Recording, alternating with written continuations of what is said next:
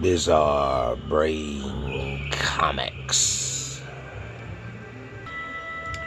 Hello, my comic book friends, and welcome to Bizarre Brain Comics. I am Gary, your host. And here we have part 2 of my comic book haul from the Brass Armadillo.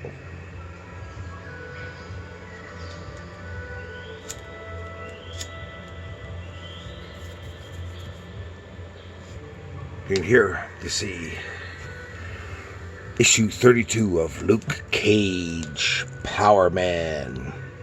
So this one's from 76.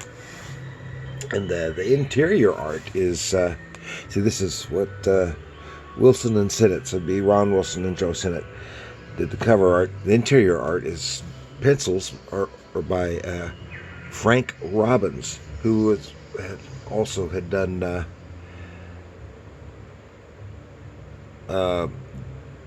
work on the Invaders for Marvel, and I think it was before this, had done some of the Shadow for DC, as well as some Batman stuff. And a few months ago, I did the Shadow with him. Oh yeah, here we have 50 cents. Number 67 of Marvel 2-in-1 with The Thing versus Hyperion. It's the battle you've been waiting for. Passport to Oblivion. Ooh.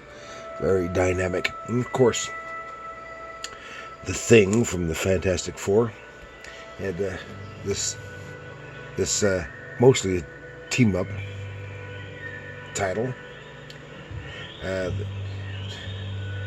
In addition to his stuff on his appearances in the Fantastic Four, he had some solo stuff.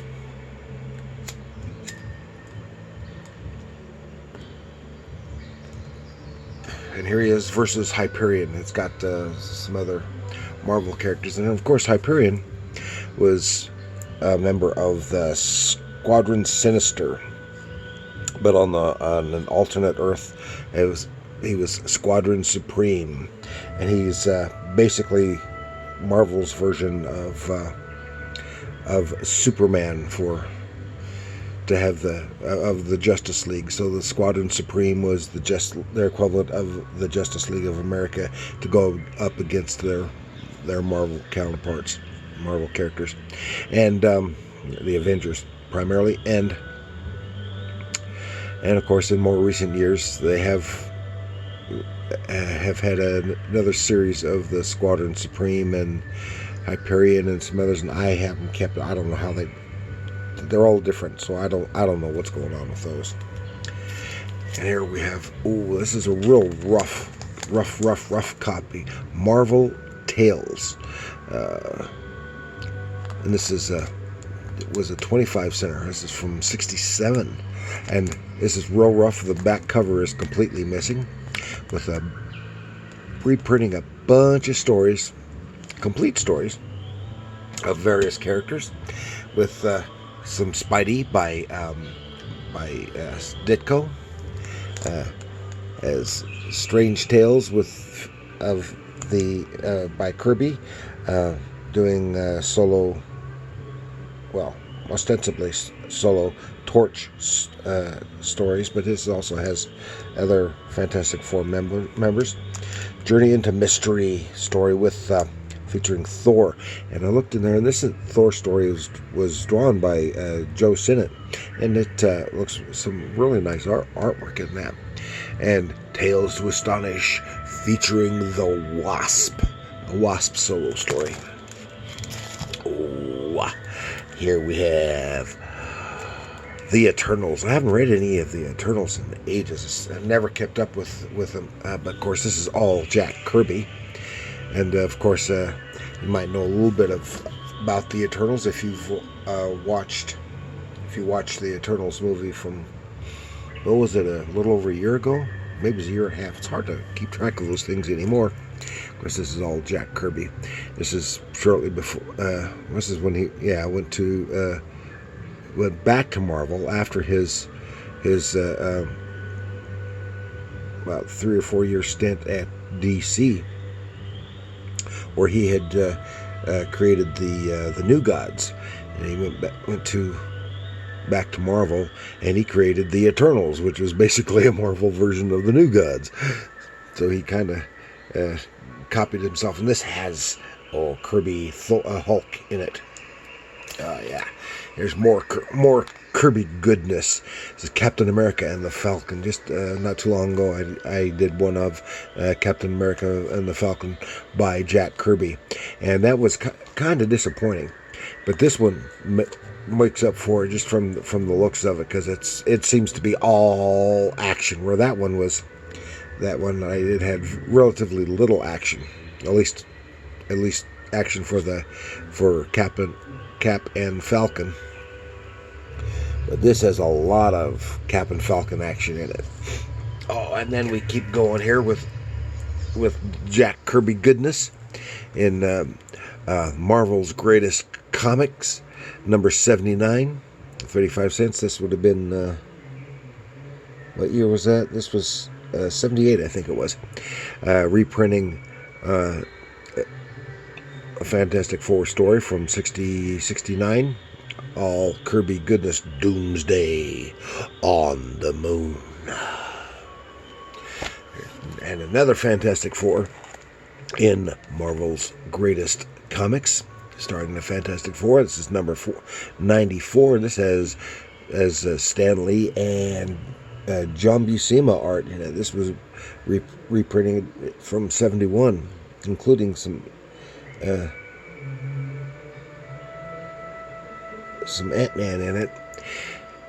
Who can stop the Overmind? Oh, good John Buscema art from before his days of Conan the Barbarian, for which he is best known. And then this, I didn't notice when I picked this up, that this is the official Marvel index to the Fantastic Four. I thought it was a Fantastic Four story.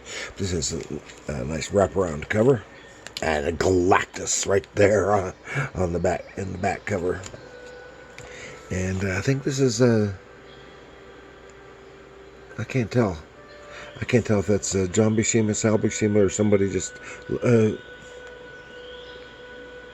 imitating their style or similar style. And then here we go to 1997, Captain America number 6 with Rob Liefeld. I just took a glance through here, and you can't tell what the hell's going on. And Rob Liefeld did the plot and the pencils. This is in that time period when it was his Extreme Studios was doing some Marvel stuff, and his Captain America. It's all action. Though, just looking through it, I can't tell what's going on. It all looks like poster stuff. Each page looks like a poster to me. So, but I'll take a look at it more closely another time. Read it and see what's going on. And that is the end of those. But it was only for $1, so that wasn't bad. Most of these are just $1. Some of them are $2. And this was some more good reading coming up. And that's all we've got this time. Please like, share, subscribe. Leave a comment. Which of these books do you like best? Or maybe you don't like any of them. But you'll probably be seeing some of these in the future. I'll dedicate an episode or two to specifically some of these stories. Which ones would you like to see me cover in more depth? Love the Kirby stuff. So let me know in the comments below. And that's all we've got this time. Well, thank you, and remember, comics are art.